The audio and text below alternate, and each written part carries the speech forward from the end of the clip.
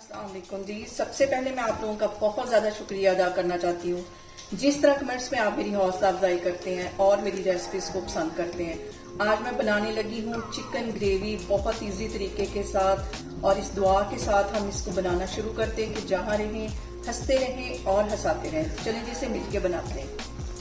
यहाँ पे देखें जी, चिकन करी बनाने के लिए आधा कप के जितना कुकिंग ऑयल मैं कढ़ाई में डाल दूंगी, और इसके साथ ही मैं डाल दूंगी 1 टेबल स्पून के जितना लहसुन और अदरक कुटा हुआ।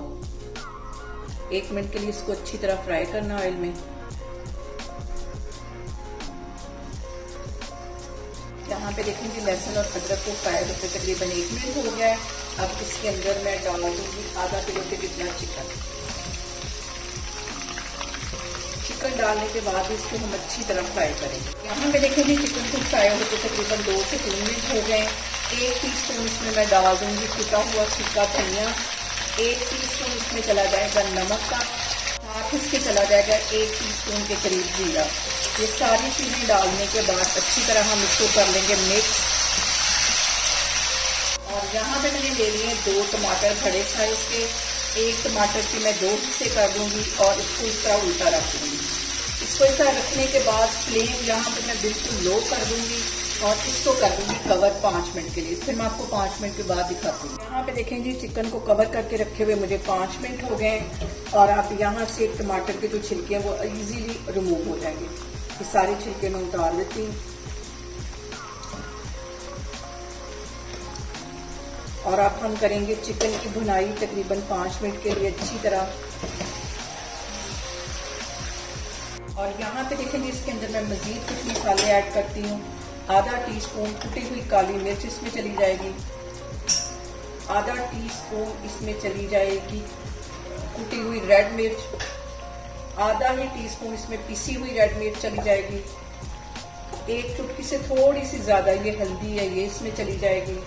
गरम मसाला इसमें 1 टीस्पून के करीब ये चला जाएगा।